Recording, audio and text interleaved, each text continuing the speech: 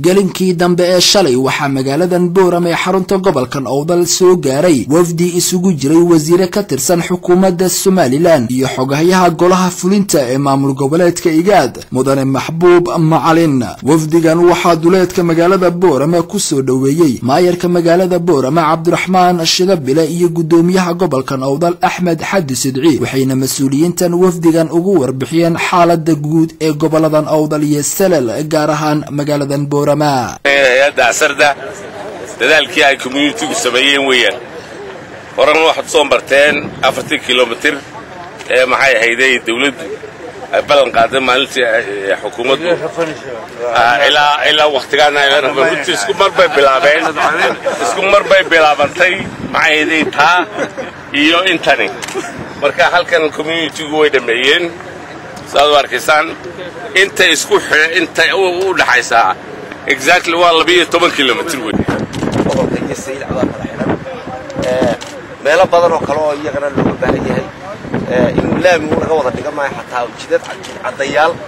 meelo badan oo laga dhigo u baahan. kadib markii uu xogayaha golaha fulinta ee maamul goboleedka Igaad mudane Maxbuub Macalin iyo wafdiga wasiirada ay kamid ahaayeen ee socdaalkiisan ku heliyay ay soo gaareen magaalada Boorama waxa ay booqdeen xarunta jaamacadda Elo American University ay ku leedahay bartamaha magaaladan Boorama, waxaana warbixin ka siiyay jaamacaddaasi Elo American University gudoomiyaha jaamacaddaasi mudane Maxamuud Xuseen Cige. sidoo kale mas'uuliyiinta hay'adda dhismaha jidadka goboladan Awdal iyo Salal ee Azarda ayaa iyaguna waxa ay wafdigan ugu warbixiyeen halka ay marayaan howlaha dhismaha jidadka goboladan Awdal iyo Salal gaar ahaan wadada isku xidha magaalada Boorama iyo magaalada Dilaa. ugu mahadcelina wafdiga runtii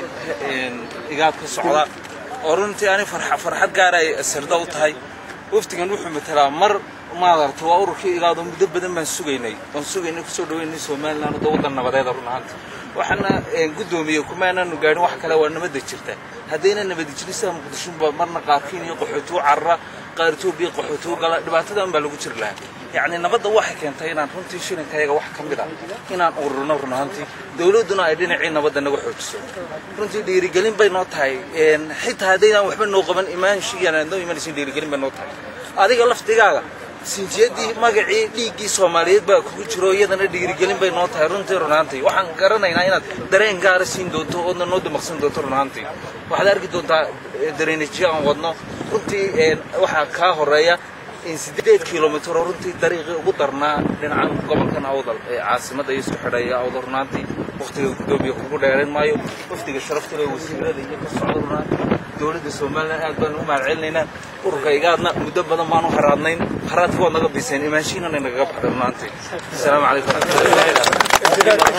xogayaha fulinta ee maamul goboleedka Igaad mudane Maxbuub Macalin ayaa ka warbixiyay socdaalka uu ku yimid magaaladan Boorama. waxaan aad iyo aad ugu hambalyeynaya oo mahad aad culus ugu celinaya dadka lacag kala baxay dadweynaha maartay xoolahan jidkan dariiqan maalgeliyay iyo hay'adda la shaqeyso oo la sheegay meesha laga cadeeyay in maartay dad aad maartay xagga accountability-ga iyo maartay xal dhaqaaleedka lagu amaanay ay yihiin arinta wayna dhiirigelisay xaqiiqdii waana xaqiiqdii waxa weeyaan arinta u weyn aan arkay shaqooyin badan oo qabsadeen dadweynaha qaranka Afrika meelo kala duwan waan arkay laakiin ma arkin jid dhisma oo heerkan gaaro oo maartay dadweynaha iyo saxaafadda iska arureen ma arkin xaqiiqdii nafteeda professionally waxa weeyaan engineering dhismada waan maartay waan garanayaa shaqo saa culus oo maartay dadweyne ay jeebkooda ka maartay ka bixiyeen xaqiiqdii wali ma arag. xogayaha fulinta ee maamul goboleedka Igaad mudane Maxbuub Macalin ayaa 2 cisho ka hor waxa uu soo gaaray Somaliland, waxa uu sheegay ujeedada socdaalkiisan inay tahay sidii uu u daraaseen lahaa waxyaabaha ay qabsatay Somaliland iyo waxyaabaha laga taageeri karo, isagoo socdaalkan uu Somaliland ku joogana uu noqonayo kii saddexaad oo noociisa ah oo ku yimaado Somaliland tan iyo intii uu hayay xilkaasi xogayaha golaha fulinta ee maamul goboleedka Igaad. Cabdi Fataax Axmed, Hadwanaag News, magaalada Boorama.